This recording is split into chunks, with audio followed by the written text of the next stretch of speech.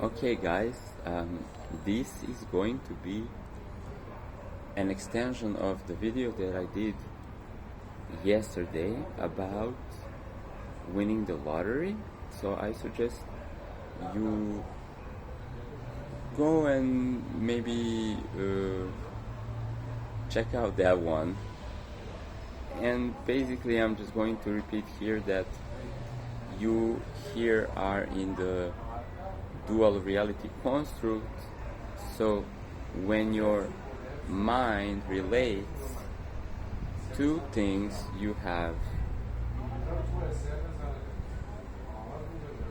reality then broken down into parts, and language breaks it down into parts. So whenever we think about acquiring something, doing something, there's all these steps and all these pieces of the jigsaw puzzle that you need to transverse before you get to that whole image. Now you can do it working on the physical plane, so going somewhere from point A to point B and then from point B to point C. This is your very linear objective journey. Now when our language describes this, we say I want to go there, or I want to win the lottery. So it's already implied here that then that thing is not here now, and then there is subject, verb, object relationship. Now what is really happening here is we're breaking down the unified reality in which there is self, which projects awareness, creates a screen of life. In the screen of life appear trees, jackpots, cars, people. So everything is on a different layer of perception. There's nothing dual. There's no subject and object. There's no doer. There's no verb. This is a construct. Me being a body in space, making an action to bridge the gap between this other, let's say I'm taking this glass of water, I'm bridging the gap of separation from that glass of water that was there, and I'm bringing it over, and now I have it. This is very logical because objectively you can perceive that this is happening. Okay, now on a mental layer you can still create this type of arrangements. Your linguistic mind will say many things, and linguistic mind is basically like the subtitle of this physical objective reality. So we construed appearance of lack. Some objects are not here. I don't have a glass of Bacardi here, I have a glass of water. So if I want a glass of Bacardi, I need to call the waitress, need to ask them if they can pour me a glass of Bacardi. So there's the subject in relationship to that goal or object, and then there's a verb, there's an action that needs to be taken. Now on a higher mental level, there is only imagination, which is basically you seeing a future in which you are sitting and then having a Bacardi, or you are sitting and you are winning the lottery, or you're walking and you're winning the lottery, or whatever. So on this level it's automated to perceive in your imagination, in the now moment, something taking place. So it's not yet taking place in the physical, it is taking place in the higher mental or imagination dimension. Now this is sort of a script or a template for what is then going to take place in the physical dimension. When you can crystallize in your imagination a script, this is typical Neville Goddard. You just need to, in the now, picture that and consider that already being done in the now, because also in the sphere of imagination, you're not in this space-time construct. You're not in this space-time reality. So it's already happening in the now, but then that template is going to be loaded and is going to play out in the now theater, where you're like doing your human, and there is like this 4 dimension, there's like time is passing and like actions are taken and then something happens and things come. So we always actually activate the imagination template, where we have the idea to, let's say, I wanted to come and sit in this cafe. So I was home, and then I followed the intuitive movement of my body that was following the idea that was created. Now, also I want to tell you, there is this concept when some teachers say there is no doer. Okay, so they're pointing out that there is no I am going to do something. The animation of my body walking to a cafe, or my body walking and then hitting the jackpot, is not a person that is doing this. Okay, because you are just awareness, and as awareness you're holding this reality construct, and in this reality construct you have your imagination that is building a timeline, and that timeline is loaded onto physical reality, and then your body walks. It's all subconscious animation, like you walk and you have some kind of like direction, a feeling, it takes you there. It actually animates your body, and it actually animates other people and what they're going to say to you. It animates what you're going to say to them, and then it animates whether you got a Bacardi or you got a jackpot. So once you have presetted the template of imagination, you have already preset it like a movie that is now going to play out. So when the movie is playing out, if you start to sweat it, if you start to go into your thinking mind and question now whether you want to have that Bacardi, or maybe you want to change your mind and get a club soda, you're creating quantum instability, and this Bacardi timeline might then dissolve, and you may go into club soda timeline or any other timeline. So you always, when you're walking, you can always stop and like reroute. Okay? Now, when we are taking a stroll in a very calm way towards some destination, like glass of water, Bacardi, jackpot, whatever, we can be not disturbed by other options. That means that we have a relaxed focus, or a single pointed focus, that we're just going to do one thing at a time, which is like Zen, and then we don't steer away because there are other prompts. Okay. On the way for me to come to the cafe, there might be a phone call, and then my friends asking me to do whatever, right? And then there might be other things that distract my mind, like notifications on my phone or like whatever. So you know what? I always keep my phone on silent, and all of the notifications are turned off, because I don't want to have so many inputs that are giving prompts to my mind.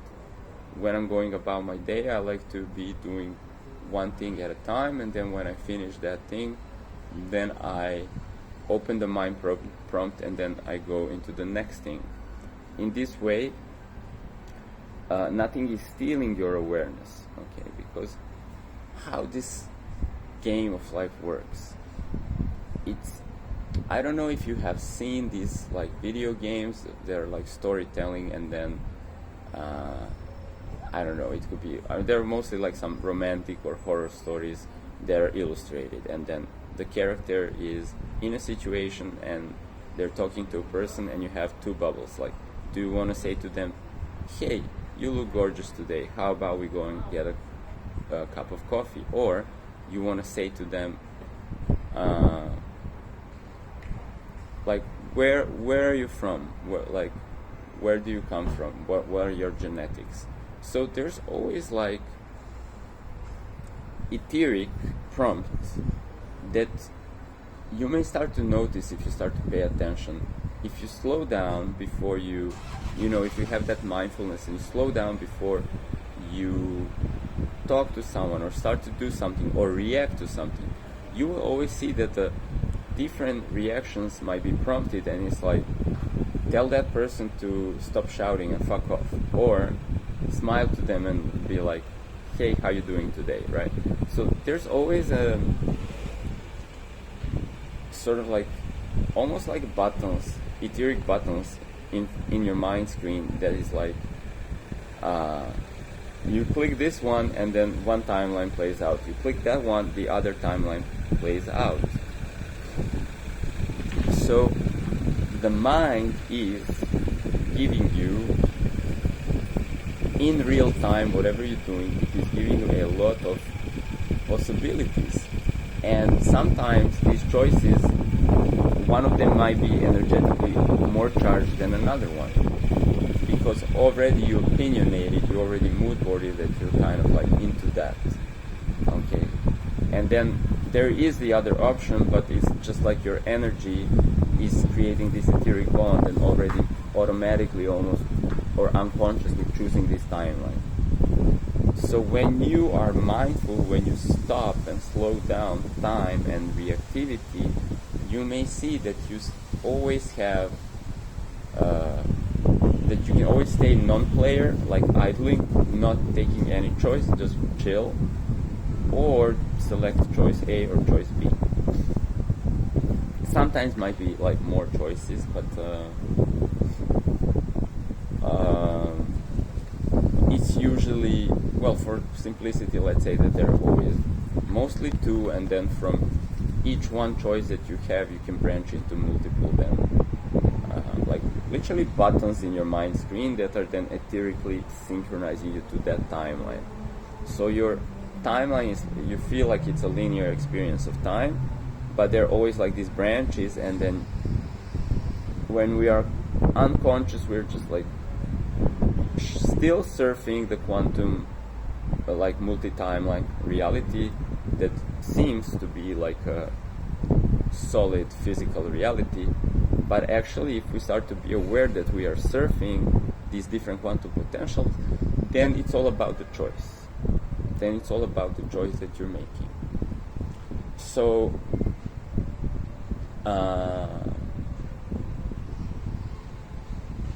now I'm going to tell you that you can preset a timeline in advance, and you can also preset your mood, and you can cancel out the choices.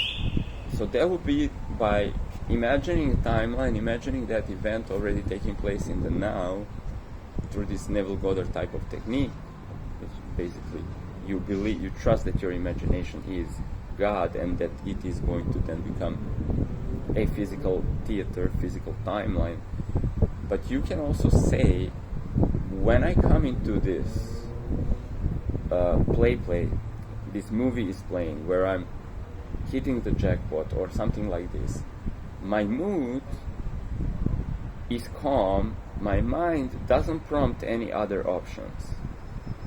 Okay, so I just go and follow the timeline effortlessly, because basically you're not a doer, so your body is already pre-animated to do what you want it to do.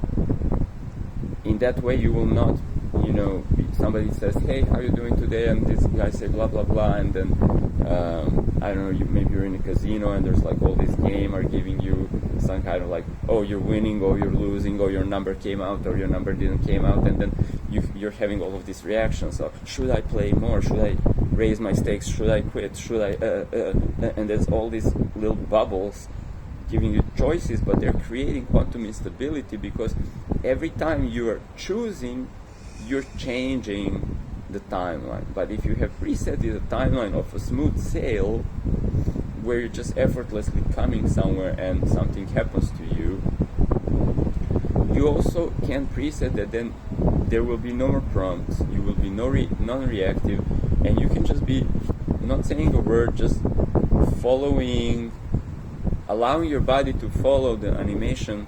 The puppet, the actor, is following the script that's already been pre-made in the etheric or in the astral projection of your imagination, and then loaded into physical reality.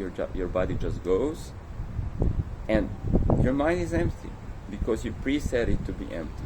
You say, firewall any like choices or excitements in my body that want to take me elsewhere, and then you're just concentrated to whatever it's already preset in, and now somebody over there is like shooting guns with like other people are having a brawl, they're shooting, and you're just like non-reactive to that. And then a bunch of women come and they're dressed really sexy and they're like, hey hon, you care to join us for a drink? And you're like, really, you don't even have to think because there's a firewall, and if they're calling you for a drink which will lead you to your jackpot, then you will be just like, okay, and you'll just sit there and like, but completely neutral in your mastery. Neutrality is mastery. And then somebody will be like, hey, let's play a game, and you scratch it off, and then you get the jackpot. Alright, so this is the effortless way of something when you played it out mentally and you crystallize this imagination of how it's going to happen, and then you also, like a director of a movie, you tell your actor, okay, the mood in your scene is like, you're not super interested or reactive, you're just like very calm and effortless, you're a little bit joyful, and you're just following when the white rabbit shows up and says, come here. You say, okay, that's a sign, you follow the sign. But it's already like your link with the white rabbit, it's automated, so you just follow. So almost like there's no free will, and you will come there and you will take the blue pill or red pill because it's predestined for you to do so.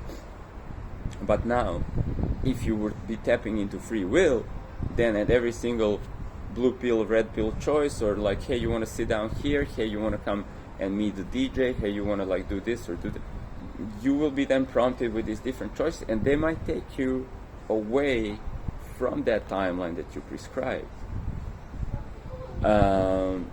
So let me give you a different example. Let's say you are a professional fighter, athlete, one of these athletes that has a UFC or MMA fight. Now you need to fight against somebody who's like a complete beast, and they're a skilled martial artist, right? And so what professional athletes also do, they create this visualization. So they don't just train physically, they also create visually a template of how they're going to fight and win, right? So let's say you just choose like the most simple, the most effortless way, like you're going to knock them out. Okay, so you need to land one punch that knocks them out.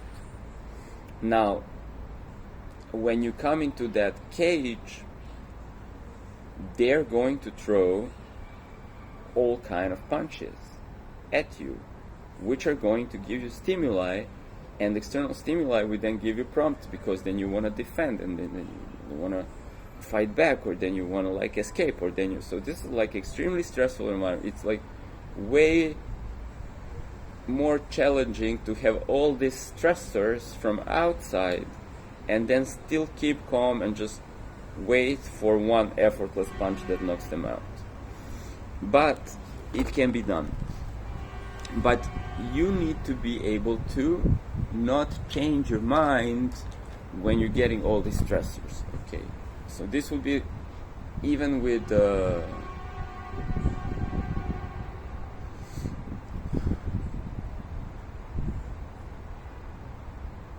stressors that are deliberately designed by life to throw you off your center. Okay, so when you're going to that jackpot, too much hope, or again story that like I'm going to win. I'm saying there's no doer going to win. If you get into that paradigm, then you're going to win and lose because this is the amplitude and the odds, and then the odds are probably that you're going to lose. So you're playing back into physicality that I am going to win. No, you just stay calm in your center. And then the animation is, there is no doer, subject, verb, object. The animation makes that what was pre-installed in the as an etheric template play out for you effortlessly. You don't think about what you're doing. If somebody gives you a chip and somebody tells you to put it on 36 and you put it and you won, that's it. It's almost like the white rabbit's gonna actually tell you what moves to do and you just follow that, but you need to remain calm. If you start to have a mental chatter, oh I'm winning, or then excitement throws you off center because, oh I'm winning, let's win more. Like, you don't need to win more. You don't need to make a new template right now because you'll cause quantum instability. You need to stay calm and allow the pre-made template to play out. So really it's almost like being completely neutral, and then on top of that neutrality you can load a mood that's like, I'm comfortable, or I'm enjoying, and I'm curious, but nothing other than this baseline mood that you're loading from zero, where you're neutral. You can say, okay, I'm neutral, and then I'm on top of that, I'm invoking this mood where I'm like chill and calm.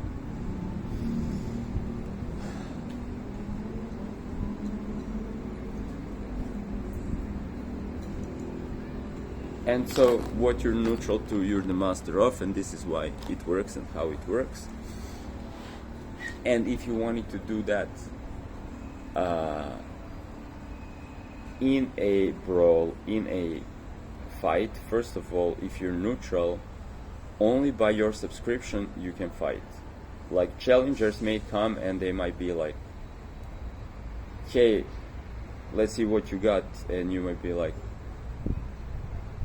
I'm not energetically subscribing, I'm not pressing button. Then Ether gives you like a person that said, come on bitch. Right?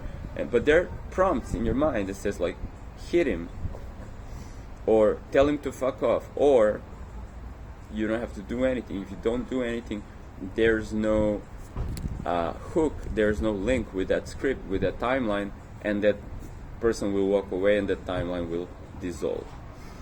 It's the same thing if we're just like having, as I said, let's go and have an ice cream, or let's go and have lunch. It's the same thing. We choose and then we slide into that timeline and the other timeline dissolves, or the lunch timeline can be there after the ice cream timeline, so we may just allow the universe to reorganize them and put them later in the movie that is playing now. So tantric people, they say you be desireless in the peak of desire. So yeah, I want ice cream, but I'm also taking it for granted and I'm just really calm. I'm not thinking about if it's going to happen or what are the odds of me winning the ice cream, because all of these are just then creating duality in your mind. If it's going to happen, if it's not going to happen, and then buttons and choices, and then if you believe in odds, then you're going to negate the fact that you already presetted the win. So if you start thinking about the odds, you're going to start manifesting odds, and whatever the odds you're expecting, then you're going to see that play out in the physical reality. In non-duality is like, I am the experiencer and the projector of this reality, and the whole reality is inside of me. So only an Agni thought, a single pointed focus, realizes a choice. When the mind starts giving you options, that's not a single pointed focus anymore. It's a dispersed focus, and then you have all this quantum instability that still comes and collapses as some experience, but it's not going to be a definite experience that you preset. It's going to be sort of random, and then however your mind reacts and whatever buttons you're pressing, you're just gonna then drive. But this is how life works, and this is also completely fine. You can be just, should I turn off this recording right now, or should I talk about some other examples that might be interesting for me to integrate and for you to hear? So these are right now two choices that mind wants to branches out.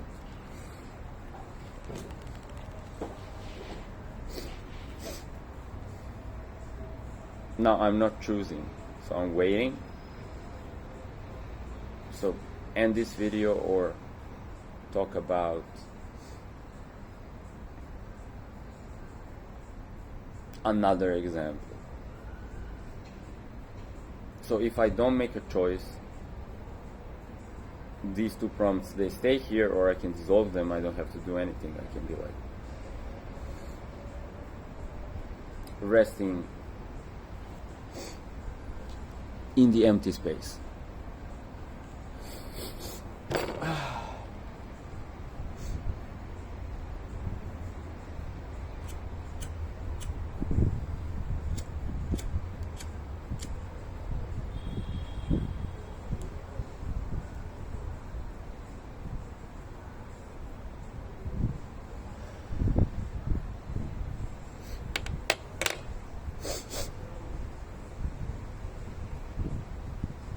Okay,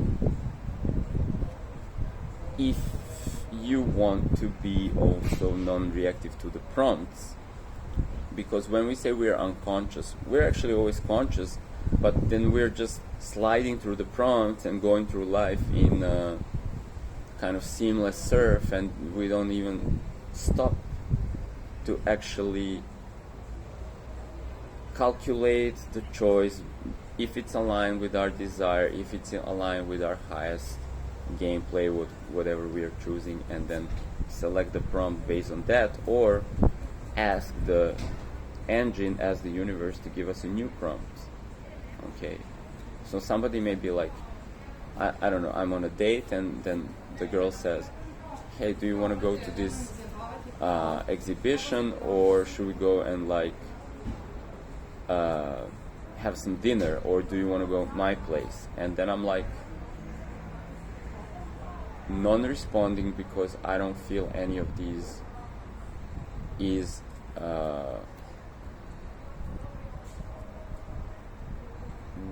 really energetically aligned with my desire. So I can be like, so universe, can we have a different prompt? And then either me or her, we may say, you know, actually I wanted to have a conversation with you about something.